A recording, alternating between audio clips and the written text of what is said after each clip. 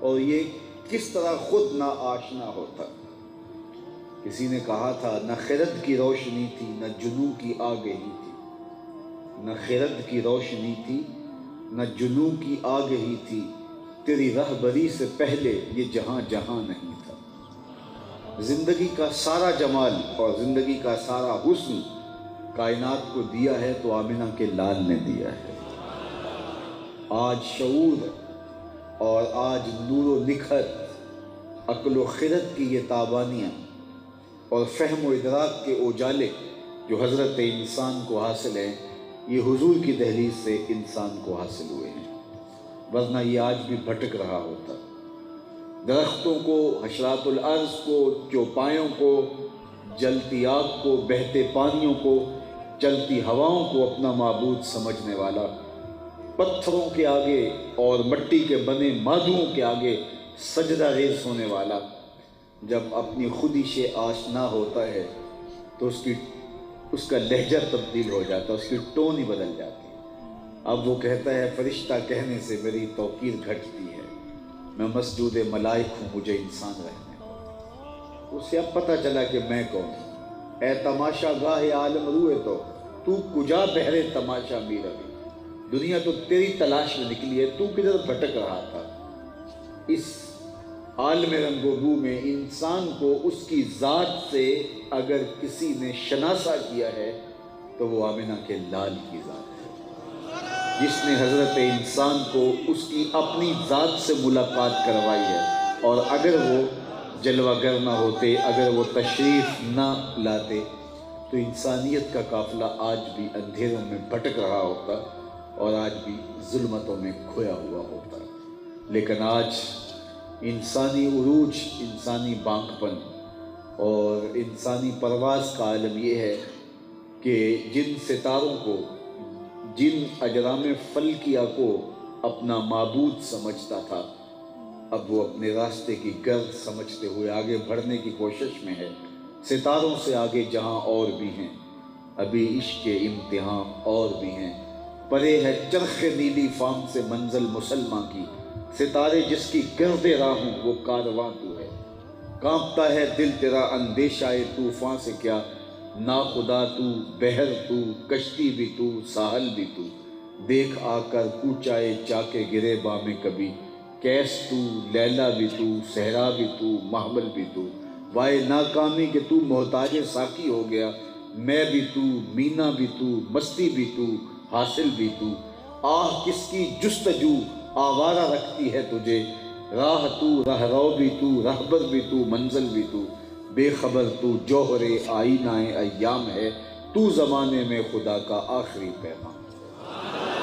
اسے اب پتہ چلا کہ میں کون ہوں اور کھڑا کہاں ہوں۔ اپنی ذات سے آگہی، اپنے من سے آشنائی سے نصیب ہوئی ہے تو حضور کی دہلیز سے نصیب ہوئی ہے۔ ایک شخص بارگاہ رسالت مآب میں حاضر ہوتا ہے اور عرض گزار ہوتا ہے کہ جاہلیت کے زمانے کی دو باتیں ہیں، ایک یاد آتی ہے تو آنسو نہیں تھمتے، اور ایک یاد آتی ہے تو ہنسی نہیں رکتی۔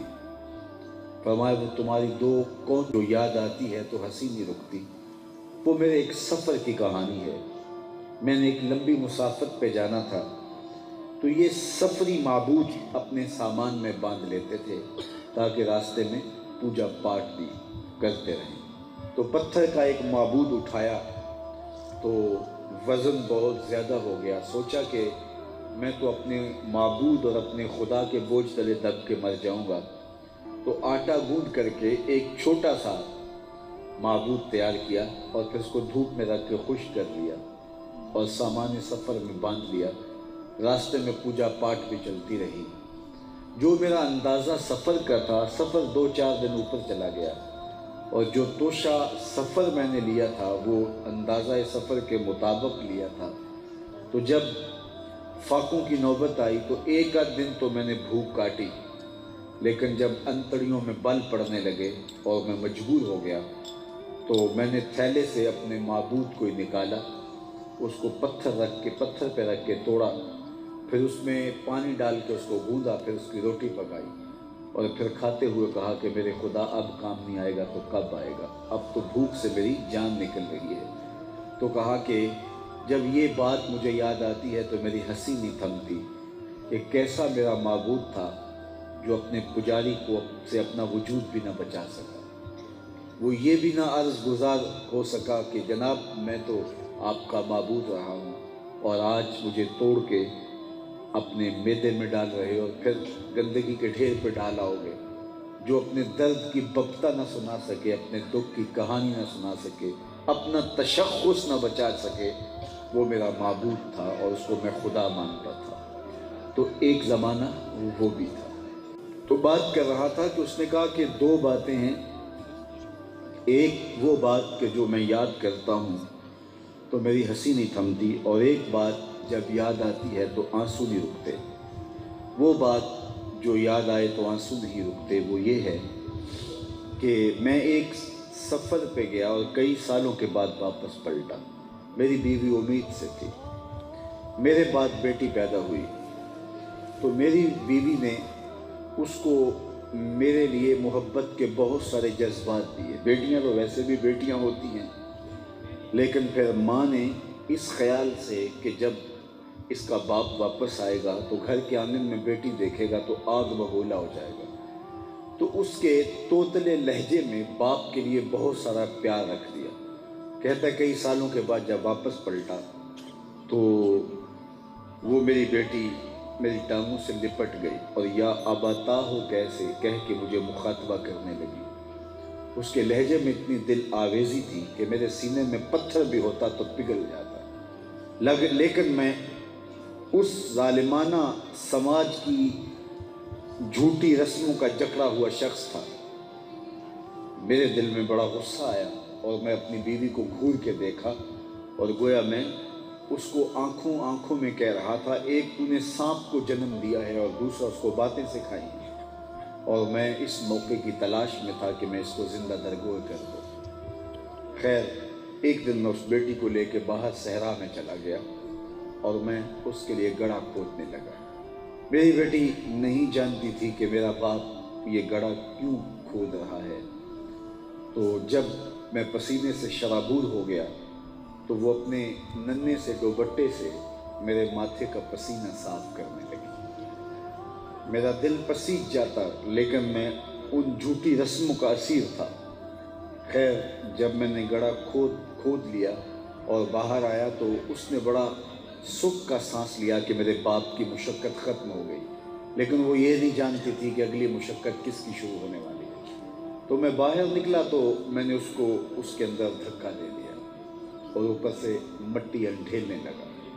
وہ چیختی رہی اور ننھے اور معصوم ہاتھ جوڑ کے مجھ سے زندگی کی بھیک مانگتی رہی، لیکن میں سنگ دل شخص کی طرح اس کے اوپر مٹی انڈھیلتا رہا، حتیٰ کہ اس کی سسکیاں، اس کی چیخیں اس ریت میں دب گئیں۔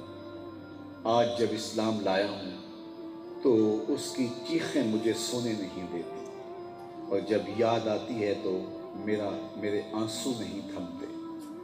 یہ وہ لوگ تھے کہ جو بیٹیوں کو زندہ درگور کر دیتے تھے، اور یہ تاریخی حقیقت ہے۔ قرآن نے ارشاد کیا کہ قیامت کے دن قبروں میں گڑی ہوئی بچیاں اٹھائی جائیں گی۔ یہ بات ذہن میں رکھیے، قیامت کے دن سب سے پہلا سوال نماز کا ہوگا اور سب سے پہلا فیصلہ قتل کا ہوگا۔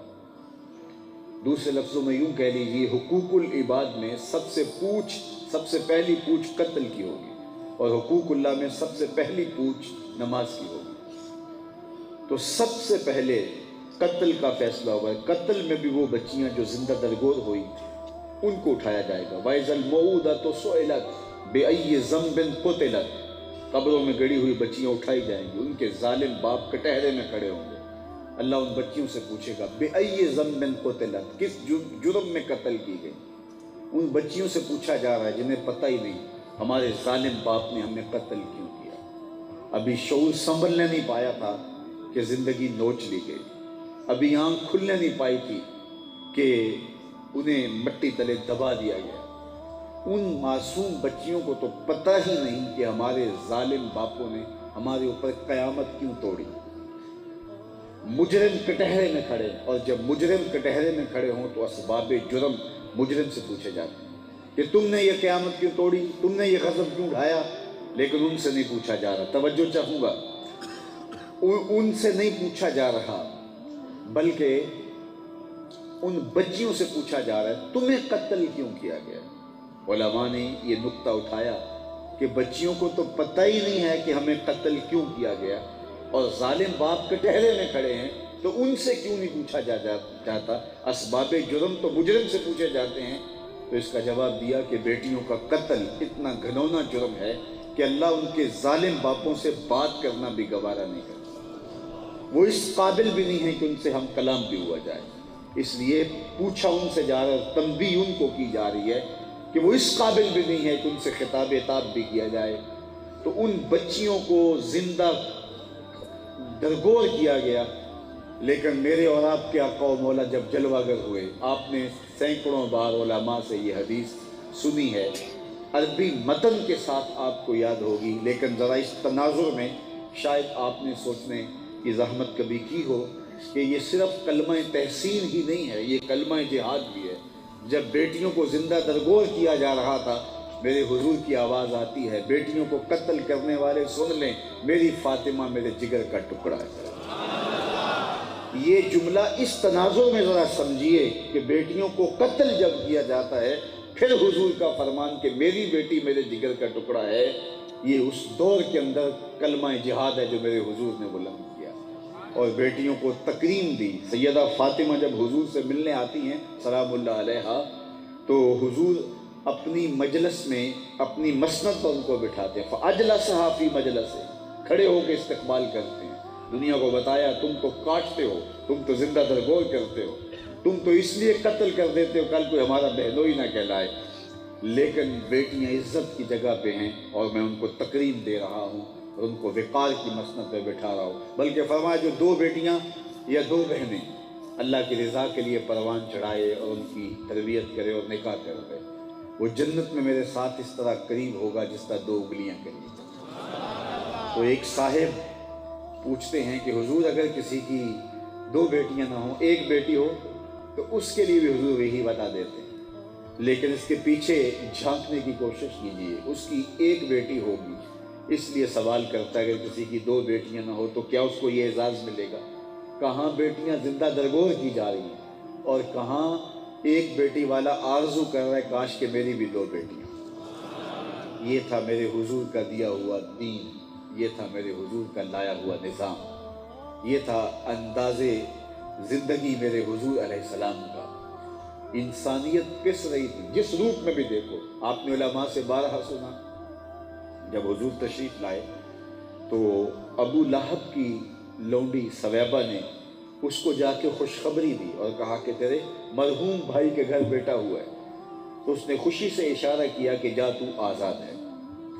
تو پھر اس کا اسے جو فائدہ ہوا اور جو تخفیف اس کے لیے کی گئی وہ ایک الگ کہانی ہے، لیکن جس چیز کی طرف میں آپ کی توجہ دلانا چاہتا ہوں وہ یہ ہے کہ حضور نے صحن کائنات میں قدم رکھا، غلامی کی زنجیریں ٹوٹنے لگی۔ پھر اتنے طریقے دیے حضور نے غلام آزاد کرنے کے، قسم توڑ بیٹھو غلام آزاد کرو، زہار کے کفارے میں غلام آزاد کرو، روزہ توڑ بیٹھو غلام آزاد کرو، اتنے طریقے دیے غلام آزاد کرنے کے، اور بلکہ ترغیب دی غلام آزاد کرنے کی۔ حضرت عبد الرحمن بن عوف رضی اللہ تعالیٰ عنہ نے اپنی زندگی میں 30,000 غلام آزاد کیے، اور باقی اصحاب کو بھی حضور نے غلام آزاد کرنے کی ترغیب دی، اور پھر ایک وقت آیا کہ غلامی ختم ہو جاتی ہے، تو وہ غلام جو آقا کا جوتا دھوپ سے اٹھا کے چھاؤں میں رکھنے کا روادار بھی نہیں ہوتا، آقا اس میں بھی کوڑے مارتا ہے کہ میرا جوتا تو نے پوچھے بغیر چھوا کیوں ہے۔ غلام لاکھ کہے جناب جوتا خراب ہو رہا تھا، لیکن آقا اس کی یہ منطق، یہ دلیل ماننے کے لیے تیار نہیں تھا۔ اقبال نے کہا تھا غلامی کیا ہے ذوق حسن و زیبائی سے محرومی، جسے زیبا کہیں آزاد بندے ہے وہی زیبا، بھروسہ کر نہیں سکتے غلاموں کی بصیرت پر کہ دنیا میں فقط مردان حر کی آنکھ ہے بینا۔ غلام تو غلام ہوتا ہے، غلام کی کیا اوقات ہوتی ہے، لیکن سنو وہ غلام جس کو آقا اذن کے بغیر جوتے کو بھی چھونے نہیں دیتا۔ میرے اور آپ کے آقا و مولا معراج سے واپس پلٹتے ہیں اور بلال حبشی کو بلا کے کہتے ہیں بلال تو کون سا نیک عمل کرتا ہے، میں نے جنت میں تیرے قدموں کی آہٹ سنی۔ کیا خیال ہے اس ایک جملے نے دور غلامی کی ساری تھکن اتار نہیں دی ہوگی؟ اور بلال فرش اٹھ کے فراز عرش پہ نہیں پہنچ گیا ہوگا؟ کہاں جوتا نہ چھونے دے آقا اور کہاں دو جہاں کا سردار کہہ رہا ہے میں تیرے قدموں کی آہٹ کو سنتا رہا۔ یہ وہ عزت افزائی تھی، یہ وہ عزت افزائی تھی جو میرے حضور نے جو ہے وہ انسانیت کو دی۔ انسانیت کا جو بھی روپ دیکھ لیجئے، قرآن بتاتا ہے نا فَذَلِكَ الَّذِي يَدُعُ الْيَتِيمَ، یہ وہ بدبخت شخص ہے جو یتیموں کو دھکے دیتا ہے۔ قرآن نے ایسے تو نہیں کہا، وہ عملاً یتیموں کو دھکے دیا کرتے تھے۔ اور میں نے پڑھا ہے یتیموں کو دھکے اس لیے دیتے تھے کہ وہ یتیم کو منحوس خیال کرتے تھے، اس کو کھانا تو دے دیتے تھے لیکن عزت نہیں دیتے تھے۔ کَلَّا بَل لَا تُکْرِمُونَ الْيَتِيمَ، کہا تمہارا مسئلہ یہ ہے کہ تم یتیم کو عزت نہیں دیتے، اس کی عزت نفس کا خیال نہیں رکھتے ہو۔ تو وہ یتیم کو عزت نہیں دیتے تھے، اپنے بچوں کے ساتھ اس لیے نہیں کھیلنے دیتے تھے کہ ان کی نحوست ہمارے بچوں میں نہ در آئے، ان کو منحوس خیال کرتے تھے۔ جب یتیموں کو منحوس خیال کیا جا رہا تھا اور ان کے ساتھ لوگوں کا رویہ بڑا عجیب تھا، میرے حضور فرماتے ہیں میں اور یتیم کی کفالت کرنے والا جنت میں اس طرح ہوں گے جس طرح یہ دو انگلیاں ہیں۔ اللہ اکبر۔ اور یہ بھی ارشاد فرمایا اس کائنات میں سب سے اچھا گھر کون سا ہے؟ میں آپ سے پوچھتا ہوں اس کائنات میں سب سے اچھا گھر کون سا ہے؟ جو بر لبِ سڑک ہے؟ سب سے اچھا گھر کون ہے؟ جو عالی نسب سوسائٹی میں واقع ہے، جو ساحل کنارے ہے، جو کسی اونچے پہاڑ پہ ہے، جو شہر کے وسط میں ہے، جو تعلیمی اداروں کے قریب ہے؟ مجھے بتائیے جو کشادہ اور کھلا ہے، جس میں بڑے بڑے لان بنے ہیں، سب سے اچھا گھر کون سا ہے؟ تو میرے حضور نے فرمایا سب سے اچھا گھر وہ ہے جس میں یتیم رہتا ہو اور اس کی عزت بھی ہوتی ہو، چاہے وہ 2 مرلے کا جھونپڑا ہو۔ سب سے اچھا گھر وہ ہے کہ جس میں یتیم رہتا ہو اور اس کی تکریم ہوتی ہو اور اس میں اس کی عزت ہوتی ہو۔ تو یتیم کی تکریم سکھائی ہمارے دین نے ہمیں سکھایا۔ بچے اکٹھے کھیل رہے ہوں، تمہارا بچہ بھی ان بچوں میں کھیل رہا ہو تو اپنے بچے کو آواز دینی ہو تو بیٹا کہہ کے آواز نہ دو، اس کا نام لے کے پکارو۔ جناب اگر بیٹا کہہ کے پکار لیں گے تو حرج بھی کیا ہے، آخر بیٹا ہی تو ہے۔ کہا تم نہیں جانتے، ہو سکتا ہے کھیلنے والوں میں کوئی یتیم بھی کھیل رہا ہو، اور جب تم اپنے بیٹے کو بیٹا کہہ کے پکارو گے تو اس کے دل پہ چھڑیاں چل جائیں گی۔ تو اس لیے جب بچے باہم کھیل رہے ہوں تو اپنے بیٹے کو نام لے کے آواز دو، بیٹا کہہ کے نہ پکارو۔ یہ میرے حضور کا دیا ہوا ہے۔ غریب کے سامنے اپنی دولت کی نمائش نہ کرو، بیوہ کے سامنے اپنی بیوی سے ملاطفت کا اظہار نہ کرو، پیار نہ کرو۔ یہ حضور کا دیا ہوا دین ہے۔ بلکہ میرے حضور نے یہاں تک فرمایا اپنے گوشت کی خوشبو سے غریب ہمسائے کو تکلیف نہ دو، یا تو تھوڑا سا پانی زیادہ ڈال لو، شوربے کی ایک پیالی ہمسایوں کے گھر میں بھیج دو، اور اگر ایسا نہیں کر سکتے تو ایسے زاویے ایسے وقت میں کھانا پکاؤ کہ غریب کے بچوں تک اس کی مہک نہ پہنچے۔ بچے بچے ہوتے ہیں، ضد کر بیٹھے، اور وہ غریب اور مزدور بچوں کی ضد پوری نہ کر سکا تو ان بلکتے بچوں کے آنسو کون پوچھے گا؟ وہ کیا کسی نے کہا تھا دوپہر کو وہ سو جاتی ہے، دوپہر کو سلا دیتی ہے بچوں کو وہ اس ڈر سے گلی میں پھر کھلونے بیچنے والا نہ آ جائے۔ تو کہا کہ تم اپنے گوشت کی خوشبو کے ساتھ ہمسائے کو تکلیف نہ دو۔ یہ میرے حضور کا دیا ہوا دین ہے، یہ میرے حضور کی سیرت بھی ہے، میرے حضور کا کردار بھی ہے، میرے حضور کا پیغام بھی ہے۔ آقا کریم علیہ السلام اعلان نبوت سے قبل بھی لوگوں کے دکھ بانٹتے، لوگوں کی اذیتوں کو دور کرتے۔ جب حضرت خدیجہ الکبریٰ رضی اللہ تعالی عنہا کے پاس حضور پہلی وحی کے بعد آتے ہیں اور فرماتے ہیں زملونی زملونی، خدیجہ مجھے چادر دو، مجھے سردی لگ رہی ہے، تو وہ حضور پہ چادر اڑا دیتے ہیں، تو حضور ساری کہانی سناتے ہیں۔ تو حضرت خدیجہ الکبریٰ جو حضور کے ساتھ بات کرتی ہیں، بخاری اٹھائیے، باقی کتب احادیث اٹھائیے، تاریخ کی کتابیں اٹھائیے، وہ کہتے ہیں کلا واللہ ما یخزیک اللہ ابدا، اللہ کی قسم آپ کا رب آپ کو کبھی بھی یوں تنہا نہیں چھوڑے گا، کبھی بھی بے آبرو نہیں ہونے دے گا۔ اس لیے کہ آپ کی خوبیاں کیا ہیں؟ اللہ اکبر، سنیے ذرا، فرمایا کلا واللہ ما یخزیک اللہ ابدا انک لتصل الرحم، آپ تو صلہ رحمی کرتے ہیں، آپ تو صلہ رحمی کرتے ہیں۔ اللہ اکبر، آپ کا یہ وصف ہے کہ آپ لوگوں کے درد بانٹتے ہیں، لوگوں کے دکھ سمیٹتے ہیں۔ وَتَحْمِلُ الْكَلَّ، اور جس کا کوئی بوجھ اٹھانے والا نہیں، حضور اس کا آپ بوجھ اٹھاتے ہیں۔ وَتَقْسِبُ الْمَعْدُومَ، اور جس کا کوئی کمانے والا نہیں ہے اس کی ضرورت کو آپ پورا کرتے ہیں۔ وَتَقْرِي الضَّيْفَ، اور جو مہمان ہیں ان کو کھانا کھلاتے ہیں۔ وَتَعِينُ عَلَى نَوَائِبِ الْحَقِّ، اور راہ حق میں جن کو تکلیفیں پہنچتی ہیں ان کی مدد کرتے ہیں۔ 5 بس حضور کے حضرت خدیجۃ الکبریٰ رضی اللہ تعالیٰ عنہا نے بیان کیے۔ آپ صلہ رحمی کرتے، لوگوں کے دکھ بانٹتے ہیں۔ یہ حضور کا وصف اپنے اندر پیدا کرنے کی کوشش کرو، لوگوں کے لیے راحت کا سامان بن جاؤ، لوگوں کے لیے رحمت کا ذریعہ بن جاؤ، لوگوں کے لیے آسانیاں پیدا کرو، لوگوں کی ضرورتوں کو پورا کرنے کی کوشش کرو، لوگوں کی چھوٹی چھوٹی ضرورتیں پورا کرنے کا مزاج بنا لو۔ بعض لوگ یہ سوچتے ہیں کہ میرے پاس بہت بڑی دولت ہوئی تو میں یہ کروں گا، اور نہ وہ دولت آئے اور نہ وہ کر پائے۔ چھوٹے چھوٹے لوگوں کی چھوٹی چھوٹی ضرورتیں پوری کرنے کا مزاج بنا لو۔ بس آپ جو کر سکتے ہیں، بلکہ ہمارے دین نے تو مسکرا کے ملنے کو بھی صدقہ قرار دیا۔ آپ کسی کو مسکرا کے ملتے ہیں تو یہ بھی صدقہ ہے۔ یار آپ کسی کا دکھ بانٹ نہیں سکتے، کسی کا درد سن ہی لیں، کسی کا دکھ سن ہی لیں، اس کا تو بوجھ ہلکا ہو جائے گا۔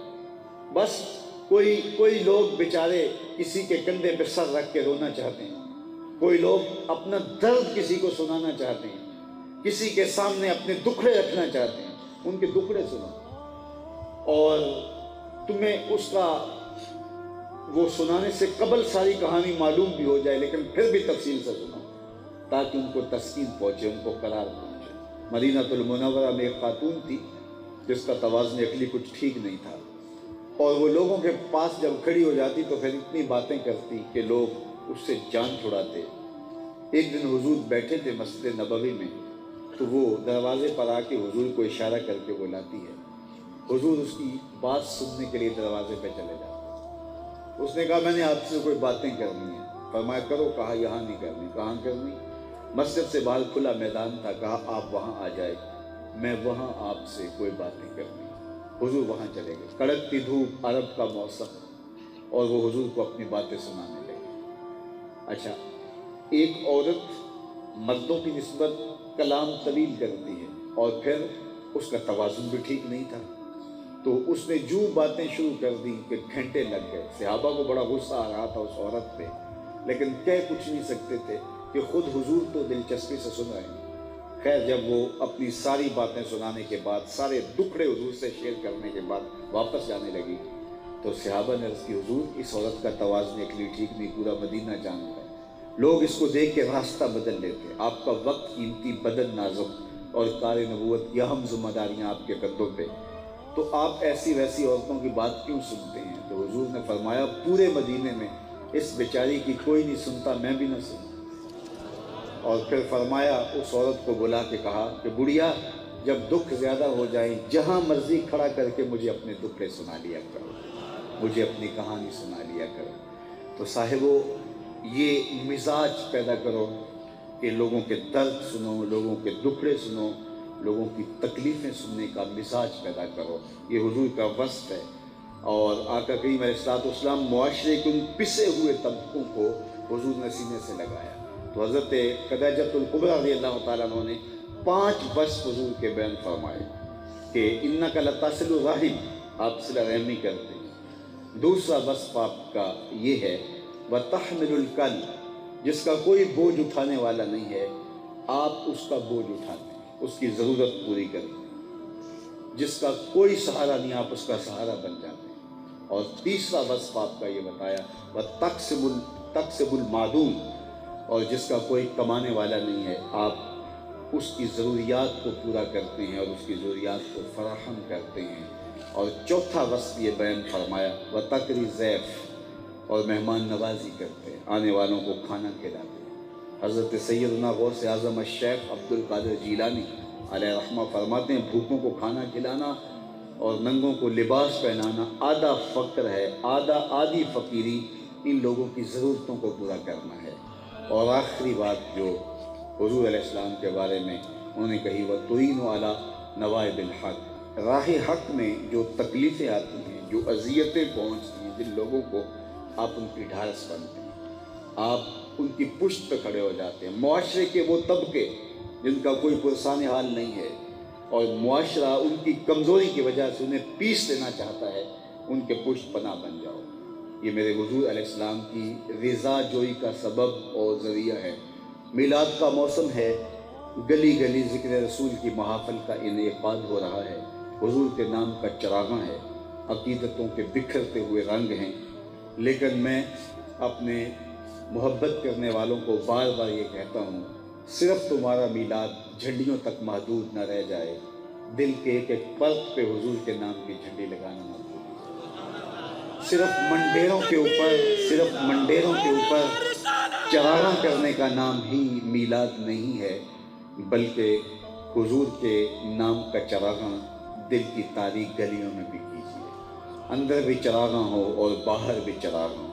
حضور کی سیرت کو اختیار کیجیے، اپنی نسلوں کو حضور کا پیار سکھائیے، اپنی نسلوں کو حضور کی محبت سکھائیے، حضور کی سیرت ان کے اندر پیدا کرنے کی کوشش کیجیے، اور اس کے لیے اپنا عمل جب حضور کی سیرت کی مطابقت میں آپ ڈھال لیں گے تو پھر اس کا لازمی نتیجہ یہ ہوگا کہ ان کے اندر وہ چیزیں پیدا ہوں گی۔ یہ بات ذہن میں رکھیے گا کہ اولادیں ہمارے قول سے نہیں، ہمارے عمل سے سیکھتی ہیں۔ عمومی طور پہ ہم چاہتے ہیں کہ ہم ان کو کچھ بتا دیں اور اس پر وہ عمل پیرا ہو جائیں، لیکن ضابطہ یہ نہیں ہے۔ اگرچہ قول سے بھی سیکھا جاتا ہے لیکن اس کی بھی ایک الگ عمر ہوتی ہے۔ عمومی طور پہ انسان جو سیکھتا ہے وہ کسی کے قول سے نہیں، کسی کے عمل سے سیکھتا ہے۔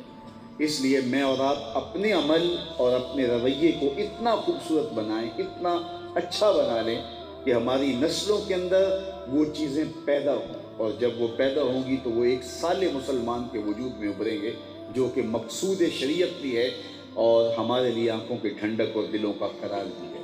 تو یہ موسم رحمت جو حضور کے میلاد کا موسم ہے، حضور کے ذکر کا موسم ہے، اس کو حضور کی اطاعت کے سانچے میں رنگ کر کے بسر کیجیے۔ ہماری محبت صرف داموں تک محدود نہ رہ جائے، بلکہ ہماری محبت عمل کی دلیل کے ساتھ مزین ہو، کیونکہ محب محبوب کی ہر بات کو مانتا ہے اور محب کی ہر بات کی اطاعت کرتا ہے۔ محبوب کا کہنا تو بڑی دور کی بات ہے، وہ صرف محبوب کی منشا اور محبوب کا اشارہ ابرو بھی سمجھتا ہے کہ محبوب کی منشا کیا ہے۔ مدینہ المنورہ کی ایک گلی سے میرے حضور علیہ السلام گزر رہے تھے، اور وہاں ایک ایسا مکان بن رہا تھا جس طرز تعمیر کو میرے حضور پسند نہیں کرتے تھے۔ تو حضور نے ایک مکان بنتے ہوئے دیکھا تو پوچھا یہ کس کا ہے؟ کہا فلاں انصاری صحابی کا۔ تو آقا کہیں گزر گئے، کچھ کہا نہیں۔ خیر کسی نے اس صحابی کو بتایا کہ حضور تیرے گھر کے قریب سے گزرے تھے، تیرا مکان دیکھا، شاید حضور کو پسند نہیں آیا، اس لیے کہ چہرے پہ آثار پسندیدگی نہیں تھے۔ اس نے کدال لیا اور اس مکان کو گرا کے زمین کے برابر کر دیا۔ 2-4 دن کے بعد حضور کا دوبارہ گزر ہوا تو دیکھا وہاں ملبے کا ڈھیر پڑا ہوا ہے۔ اس کو بلایا، کہا کہ میں گزرا تھا، تیرا مکان دیکھا تھا اور آج ملبے کا ڈھیر ہے، کیا ہوا؟ اس نے کہا جی میں نے گرا دیا ہے۔ فرمایا کیوں؟ عرض کی سنا تھا آپ کو پسند نہیں۔ میں اور آپ اپنے اندر اتریں، دوسروں کے اندر نہیں، اپنے اندر اتریں اور دیکھیں ہمارا کیا کیا حضور کو پسند ہے۔ اپنے عقیقے سے لے کے ولیمے تک، اپنی نجی زندگی سے لے کے امور سیاست تک، اپنے طرز معاشرت سے لے کے انداز حیات تک، میں اپنے اندر اتروں، آپ اپنے اندر اتریں اور ہم دیکھیں کہ ہمارا کیا کیا حضور کو پسند ہے، اور آؤ ہم اپنے آپ کو ایسا بنائیں کہ حضور کو پسند آ جائے۔ محب تو محبوب کی اداؤں کو اختیار کرتا ہے، حکم تو بڑی دور کی بات ہے، حکم کے آگے تو سر تسلیم خم کرنا ہی ہوتا ہے۔ محبوب کے آگے تو وہ اس طرح فنا ہو جاتا ہے کہ محبوب کے تیور دیکھتا ہے، محبوب کی رضا دیکھتا ہے۔ حضور علیہ السلام کی خدمت میں ایک صحابی حاضر ہوئے، ایک سفر سے آئے تھے، انہوں نے حضور کو سلام کیا، حضور نے جواب نہیں دیا، رخ پھیر دیا۔ وہ سمجھے شاید اتفاقاً ایسا ہوا، تو جس سمت حضور نے رخ پھیرا تو وہ ادھر جا کے کھڑے ہو کے حضور کو سلام کرتے ہیں. حضور نے پھر رخ پھیر دیا. اب یقین ہو گیا کہ حضور کی ناراضگی ہے، لیکن انہیں سمجھ نہیں تھی کہ حضور کی ناراضگی کا سبب کیا. تو وہ لوگوں سے پوچھتے ہیں، دیگر اصحاب سے، کہ حضور نے میرے سلام کا جواب نہیں دیا. ایسا حضور کرتے تو نہیں، الا یہ کہ ناراض ہوں. تو مجھے سمجھ نہیں آ رہی کہ حضور کی ناراضگی کا سبب کیا ہے. تم کچھ بتا سکتے ہو کہ حضور کیوں ناراض ہے؟ انہوں نے غور کیا تو کہا، ہاں، یہ جو تو نے سونے کی انگوٹھی پہنی ہے، حضور کی ناراضگی کا سبب یہ ہو سکتا ہے. مردوں کے لیے سونا اور چاندی حرام ہے. ان الذهب والفضة حرام لذکور امتی. اس کو آتش دوزخ کا انگارہ قرار دیا، اور یہ گناہ بے لذت تم نے اختیار کیا ہے. مرد کے لیے 4.5 ماشے سے کم وزن کی ایک انگوٹھی جائز ہے، اور سونا تو تھوڑا بھی جائز نہیں ہے. تو تم نے یہ سونا پہن رکھا ہے. تو وہ آگے بڑھا اور سونے کی انگوٹھی اتار کے حضور کو پیش کرتے ہوئے کہا، حضور کیا اس وجہ سے ناراض ہو؟ تو آقا کریم نے انگوٹھی پکڑی اور یوں پھینک دی. ناراضگی کی وجہ ختم ہوگی. بیٹھ گیا. مجلس چلتی رہی. جب مجلس سے اختتام کو پہنچی، لوگ واپس پلٹے تو وہ بھی واپس ہونے لگا. تو کسی نے اس کو اشارے سے کہا، وہ انگوٹھی تو اٹھا لو. تم تو نہیں پہن سکتے، تمہاری بیوی تو پہن سکتی ہے، اور قیمتی دھات ہے، تم اٹھا لو. تو سنو اس نے جو جواب دیا. سنو، آج کی مجلس میں یہ خاص بات اپنے اندر بٹھا لو. اس صحابی نے کیا جواب دیا؟ اس نے کہا، واللہ لا آخذہ وقد طرحہ رسول اللہ صلی اللہ علیہ وآلہ وسلم. اللہ کی قسم، اس انگوٹھی کو میں کبھی بھی نہیں اٹھاؤں گا جس کو میرے حضور نے پھینک دیا. یہ سونا ہے، پکھراج ہے، ہیرا ہے، موتی ہے، جوہر ہے، کچھ بھی ہے، میرے حضور نے پھینک دیا ہے. واللہ لا آخذہ، میں اس کو کبھی بھی نہیں اٹھاؤں گا. پڑی رہے. جس کو میرے حضور نے پھینک دیا اس کو میں کیسے اٹھا سکتا ہوں؟ میں اور آپ غور کریں، کیا وہ شے جو حضور نے پھینکی ہے، کہیں وہ تو ہم نے سینے سے نہیں لگائی؟ جس نظریے کو پھینکا، جس فکر کو پھینکا، جس سوچ کو پھینکا، جس طرز زندگی کو پھینکا، کیا اس کو ہم تو سینے سے نہیں لگا رہے؟ میاں وہ اقبال نے کہا تھا کہ ملا سے نہ پوچھ، اپنے دل سے پوچھ. میں اور آپ اپنے دل سے پوچھیں کہ جس چیز کو میرے حضور نے پھینک دیا ہے، کیا وہ ہمارے سینے سے تو نہیں جڑا ہوا؟ وہ ہم نے تو اپنی باہوں میں نہیں لیا ہوا، ہم نے تو اپنی آغوش میں نہیں سمیٹا ہوا. محمد دی زیارت محمد دے رنگ وچ، بلکہ اقبال نے کہا تھا، چوں بنام مصطفیٰ خانم درود، از خجالت آپ بھی گردد وجود، عشق بھی گوید کہ محکوم غیر، سینہ تو از بتا مانند دیر، تا نداری از محمد رنگ و بو، از زبان خود میالہ نام ہو. یاری لا تو پاک نبی سنگ، اے پر پوری یاری، پھر درود قبول ہے تیرا، لکھ نہ لوں ایک باری. اگر ہم ان کی محبت کے سانچے میں ڈھل جاتے ہیں اور ہمارا طرز زندگی بتاتا ہے کہ ہم حضور کے غلام ہیں. میرے استاد فرمایا کرتے تھے، یہ نہ ہو کہ لوگ تمہیں پوچھیں تم کون ہوتے ہو اور تمہیں بتانا پڑے صاحب ہم مسلمان ہوتے ہیں. یہ دیکھو مذہب کے خانے میں اسلام لکھا ہے. آپ فرمایا کرتے تھے، صاحب نہ کسی کو پوچھنا پڑے نہ تمہیں بتانا پڑے. تمہاری وضاحت، تمہارا طرز زندگی، تمہارا انداز معاشرت ایسا ہونا چاہیے، تم دور سے چلے آ رہے لوگ پہچان کے کہیں وہ دیکھو آقا کا غلام آ رہا. نور آنکھوں میں تو چہروں پہ اجالے ہوں گے، مصطفیٰ والوں کے انداز نرالے. تو میرا اور آپ کا انداز زندگی ایسا ہو، فرشتے بھی پہچان جائیں گے حضور کا غلام ہے. بشر القیب بلقاء الحبیب، امام سیوطی کی مصنفہ ہے. فرشتے ایک شخص کی قبر میں داخل ہوتے ہیں اور وہ اپنی داڑھی کو سرخ مہندی لگاتا تھا. چند بال اس کی داڑھی میں سفید تھے تو ان کو سرخ مہندی کا وسمہ کیا کرتا تھا. میرے اور آپ کے آقا و مولا کے سر انور اور مبارک داڑھی میں 18 سے لے کے 22 تک سفید بال تھے. کیسی سیرت محفوظ ہے، کیسا حلیہ محفوظ ہے. کائنات میں ایسی نہ کسی کی محفوظ سیرت ملے گی اور نہ کسی کا ایسا حلیہ محفوظ. صحابہ نے وہ بال بھی گنے ہوئے ہیں جو حضور کے مبارک چہرے پہ اور مبارک سر انور میں سفید ہوئے. 18 سے لے کے 22 تک کی روایات ہیں. تو حضور ان کو سرخ مہندی لگاتے تھے تو وہ بھی حضور کی سنت کو ادا کر کے اس پر سرخ مہندی لگا لیتا تھا. جب نکیرین آئے، ایک نے سوال کیا من ربوں کا، دوسرے نے اس کو بازو سے پکڑ کے اس کی داڑھی کی طرف اشارہ کر کے کہا، اس سے سوال پوچھ رہا ہے، تجھے نظر نہیں آ رہا اس کے چہرے پہ اسلام کا نور چمک رہا ہے؟ تو اپنی وضاحت ایسی، اپنا طرز زندگی ایسے بنا لو کہ لوگ دور سے پہچان کے کہیں کہ تم حضور کے غلام ہو. ہم وعدہ کیا ہو تو ہم کبھی وعدے سے منحرف نہ ہوں، اس لیے کہ حضور کے غلام ہوتے ہیں۔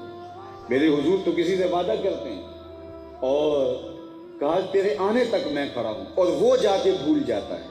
حضور وہاں کھڑے 3 دن تک، حضور وہاں کھڑے، صرف حاجت ضروریہ کے لیے جاتے پھر آ کے کھڑے ہو جاتے۔ 3 دن کے بعد وہ اچانک ادھر سے گزرا، دیکھا تو حضور کھڑے، اس کو پھر یاد آیا، اوہو یہ تو میرے سے وعدہ تھا، بڑا شرمندہ ہوا۔ لیکن حضور نے صرف اتنا کہا، صاحب تو نے مجھے مشقت میں ڈال دیا ہے۔ وعدہ کیا اور وعدہ وہ بھول گیا، لیکن میرے حضور کھڑے ہیں۔ میرے حضور علیہ السلام سے پوچھا گیا کہ مومن بزدل ہو سکتا ہے؟ کہا نہیں، بہادر ہوتا ہے، لیکن ہو سکتا ہے کبھی اس سے بزدلی بھی ہو جائے، انسانی کمزوریاں ہیں۔ پھر پوچھا گیا مومن بخیل ہو سکتا ہے؟ کہا نہیں، سخی ہوتا ہے، لیکن ہو سکتا ہے کبھی اس سے بخل بھی ہو جائے۔ پھر تیسرا سوال کیا گیا، حضور مومن جھوٹا ہو سکتا ہے؟ فرمایا جھوٹا نہیں ہو سکتا، یہ طے شدہ بات ہے، جھوٹا نہیں ہو سکتا۔ اور میں قدم قدم پہ جھوٹ بولوں، حرف حرف جھوٹ بولوں، لفظ لفظ جھوٹ بولوں، کلمہ کلمہ جھوٹ بولوں، اور پھر کہوں کہ میں حضور کا غلام ہوں، تو صاحب مجھے سوچنا پڑے گا۔ میری زبان پہ جھوٹ نہیں آنا چاہیے، اس لیے کہ میرے حضور جھوٹ سے نفرت کرتے تھے۔ اگر میں حضور کا محب ہوں، میں حضور کا عاشق ہوں، میں حضور کا امتی ہوں، میں حضور کا غلام ہوں، تو پھر میری زبان پہ بھی جھوٹ نہیں آنا چاہیے، اس لیے کہ میرے حضور کو پسند نہیں تھا۔ اور جب کوئی شخص جھوٹ بولتا ہے، اس کے منہ سے بدبو نکلتی ہے، جس سے رحمت کے فرشتے 1 میل دور ہٹ جاتے ہیں۔ اور اگر کوئی مسلسل جھوٹ بولتا رہتا ہے، وہ دیکھے کہ اس کے رحمتوں کے فرشتے کتنے دور جا چکے ہیں۔ اور وہ پیر صاحب سے کہتا ہے کہ میرے کاروبار میں برکت نہیں، میرے گھر میں برکت نہیں، تم تعویذ لکھ دو۔ وہ پیر سے تعویذ لکھواتے ہو، ذرا غور کرو کہ ہم نے جھوٹ بول بول کے رحمت کے فرشتوں کو کتنا دور دھکیل دیا ہے۔ آؤ سچ بولنا سیکھ لو، اپنی زندگی کے اندر اچھائیاں لے آؤ، رحمت کے فرشتے تمہارے اوپر اپنا سائبان رکھیں گے۔ تو آئیے میں اپنی اور آپ اور میں اپنی زندگی اللہ رسول کے بتائے ہوئے نظام زندگی کے مطابق گزاریں، یہ حضور سے محبت کا تقاضا ہے۔ باقی حضور کا ذکر کرنا یہ سرمایہ زندگی ہے، جس سے محبت ہوتی ہے اس کے ذکر سے تسکین پہنچتی ہے، قرار ملتا ہے۔ اور حضور کا ذکر اہل ایمان کے لیے قلوب کی ٹھنڈک کا سبب ہے۔ حضرت شیخ مہدی الفاسی نے تو خوبصورت لکھا کہ حضور کا ذکر سن کر جس شخص کے کلیجے میں ٹھنڈ نہیں پڑتی، اس کے سینے میں دھڑکنے والا دل کسی مومن کا دل ہی نہیں ہے۔ یہ ہو ہی نہیں سکتا کہ حضور کا ذکر ہو اور دل کو قرار نہ پہنچے۔ وہ پروفیسر انور مسعود صاحب ہیں تو پنجابی اور مزاحیہ شاعر، لیکن جب حضور کی نعت لکھنے آئے تو قلم توڑ دیا۔ ان کا نام لبوں پہ آئے، میٹھا میٹھا منہ ہو جائے، ان کا نام لبوں پہ آئے، میٹھا میٹھا منہ ہو جائے، ان کے بول بہاروں جیسے اور اصحاب ستاروں جیسے، ان سا پیارا اور نہ کوئی، ان سے بچھڑ کے لکڑی روئی، جب وہ سیر کو جایا کرتے سر پہ بادل سایہ کرتے۔ تو یقیناً ان کا ذکر قرار روح ہے، تسکین قلب ہے۔ تو وہ تو پورا سال حضور کے ذکر سے میں ٹھنڈ پڑتی ہے اور قرار ملتا ہے، لیکن جب میلاد کا موسم آتا ہے تو دلوں کے آنگن محبت رسول سے آباد ہوتے ہیں۔ ہر شخص کے کان ذکر رسول سننا چاہتے ہیں، ہر شخص کی زبان حضور علیہ السلام کا نام لینا چاہتی ہے، درود و سلام کا ایک ماحول پیدا ہو جاتا ہے، عقیدتوں کے رنگ پھیلنا شروع ہو جاتے ہیں اور دلوں کے آنگن آباد ہوتے ہیں۔ اس لیے ہم کہتے ہیں اس موسم میں اپنے آپ کو اس ماحول میں حضور علیہ السلام کے قدموں میں لے کے آؤ اور اطاعت کے سانچے کے اندر اپنے آپ کو ڈھال لو، تاکہ اس کا بھرپور فائدہ حاصل ہو سکے اور اس سے قلوب کو بھی قرار اور آنکھوں کو بھی ٹھنڈک اور دلوں کو بھی تسکین، اور ہمارا عمل حضور کی محبت کے رنگ میں رنگا جائے۔ اور الحمدللہ ہوتا ہے، ہر سال میلاد کے موسم میں کتنے لوگ اپنی زندگیاں بدل لیتے ہیں، کتنے لوگوں کی زندگیوں میں حضور علیہ السلام کے پیار کی جوت روشن ہوتی ہے، اور کتنے لوگوں کی زندگیوں کے اندر محبت رسول کا چراغاں ہوتا ہے اور حضور علیہ السلام کی اطاعت کے سانچے میں لوگ ڈھلتے ہیں۔ آپ لوگوں نے جس عقیدت کے ساتھ، جس محبت کے ساتھ، جس الفت کے ساتھ آج کے اس خوبصورت اجتماع کا انعقاد کیا، میں مدینہ ویلفیئر ٹرسٹ کو اس کی مبارکباد پیش کرتا ہوں۔ عالی مرتبت علماء کرام تشریف فرما ہوئے، مشائخ جلوہ گر ہوئے، اپنا قیمتی وقت نکال کر، ان کا ایک ایک لمحہ قیمتی ہے، تو جس طرح یہ میرے پاس تو کوئی ایسے نہ لولو خطابت ہیں اور نہ ہی میں کوئی ایسے علمی جوہر پارے مجلس میں بانٹتا ہوں. یہ صرف شفقت اور محبت کے لیے تشریف لائے. اللہ ان کو جزائے خیر دے اور آپ سب لوگوں کو اپنی پناہوں اور کرم نوازیوں کا احساس دے. دوران خطاب کچھ لوگوں کا جوش اور جذبہ تھا کہ وہ نعرے لگا رہے تھے، لیکن میرا اپنا مزاج ہے کہ تسلسل ٹوٹ جاتا ہے جب آپ گفتگو کے دوران نعرہ لگاتے ہو. تو اس کا یہ مطلب نہ لیا جائے کہ میں نعرے کا قائل نہیں ہوں، لیکن آپ کے ذوق کی تسکین کے لیے میں خود ایک نعرہ آپ کے ساتھ لگا لیتا ہوں، لیکن وہ نعرہ کڑکتی بجلیوں کے ماحول میں ہونا چاہیے. نعرہ تکبیر، نعرہ رسالت، نعرہ رسالت. کی محمد سے وفا تو نے تو ہم تیرے ہیں، یہ جہاں چیز ہے کیا لوح و قلم تیرے ہیں. وآخر دعوانا ان الحمد للہ رب العالمین والعاقبۃ للمتقین والصلاۃ والسلام علی رسولہ محمد وآلہ وصحبہ حسنۃ وقنا عذاب النار. اللهم اغفر لنا ولوالدينا ولأستاذنا ولمشايخنا ولأحبابنا ولجميع المؤمنين والمؤمنات والمسلمين والمسلمات منهم الأحياء والأموات إنك على كل شيء قدير. اللهم صل على سيدنا محمد صلاة تنجينا بها من جميع الأهوال والآفات وتقضي لنا بها من جميع الحاجات وتطهرنا بها من جميع السيئات وترفعنا بها إنك على الدرجات وتبلغنا بأسى الغايات من جميع الخيرات في الحياة وبعد الممات إنك على كل شيء قدير. صلى الله تعالى على خير خلقه سيدنا محمد وآله وأصحابه أجمعين برحمتك يا أرحم الراحمين.